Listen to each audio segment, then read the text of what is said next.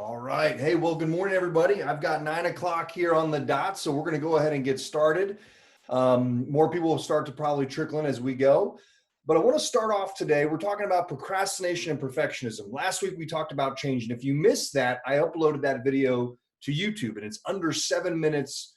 So it's not a long video at all. But today, I want to talk about procrastination and perfectionism. So the first thing I want to share with you is a question, a quote, and then a process. So a question, quote, process. The question here, and this is what I have in my seminars, is are you inventing things to do to avoid the important?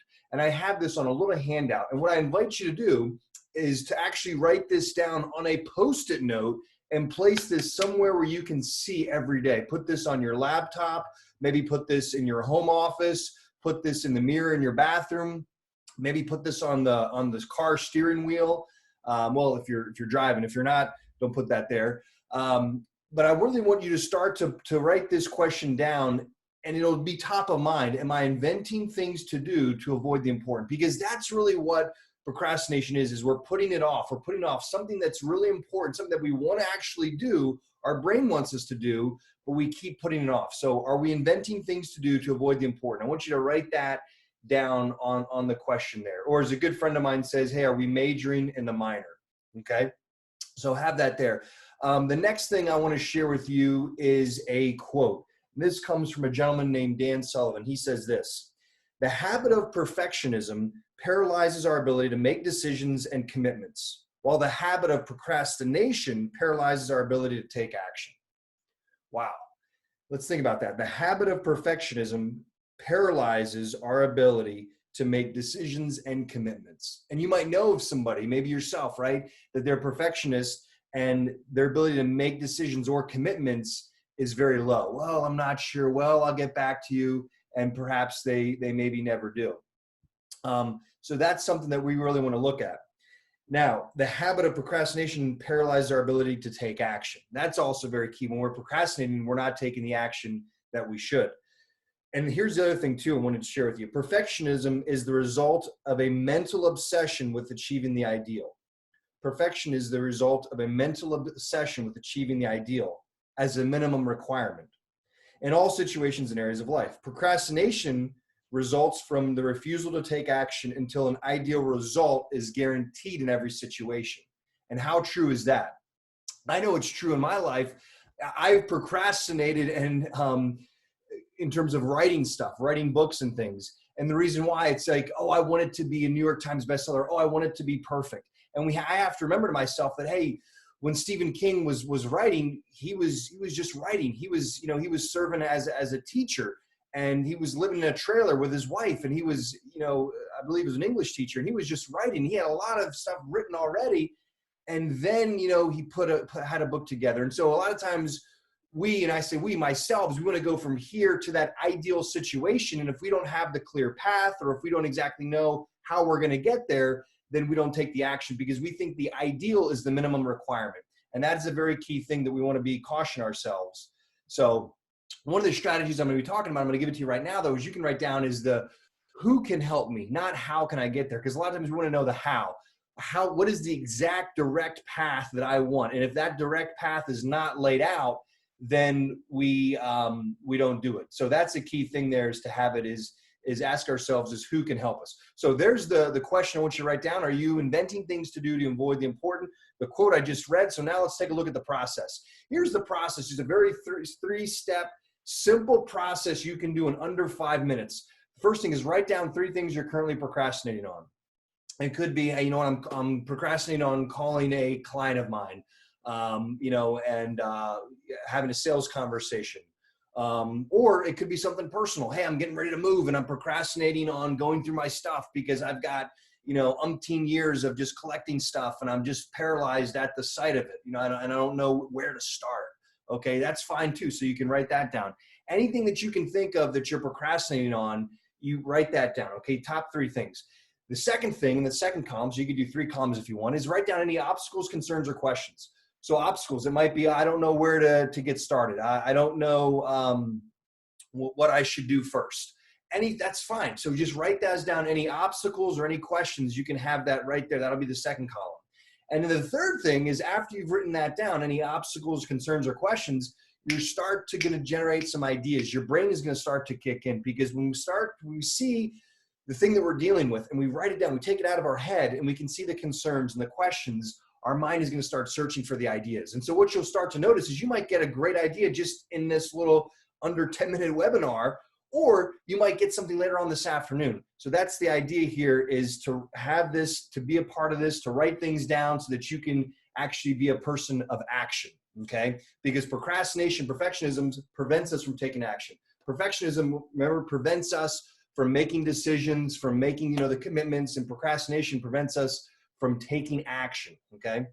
So that's a little 3-part system there for you. You write down 3 things you're currently procrastinating on, number 1, 2, 3. Second column is I come here, okay, what are my biggest obstacles? What are my concerns around this? What are my questions that I have around this? And then ideas for action, all right? So once you have all of that, then the third column you can leave blank, and that's when some ideas are going to start to populate. So that's just a little simple process here on managing the level of procrastination. All right, now here's the great distinction. So remember what I said here in the quote. Let me go back here. And I said, perfectionism is the result of a mental obsession with achieving the ideal as a minimum requirement in all situations of life. Procrastination results from the refusal to take action until an ideal result is guaranteed in every situation. So this whole mental obsession that we have around what is the ideal situation I want to accomplish, the ideal. And that's where I put a great distinction here. So there's a distinction between progress versus perfection. And that's what you can see on the screen. So striving for progress, think of it like in terms of you taking the stairs one step at a time, as opposed to if I'm at the bottom floor, I want to get to the top of the building. I want to go all the way to the roof. I want to jump from all the way to the bottom. I want to try to be like Superman and jump all the way to the top. It's not going to happen. Now, here's the great thing here.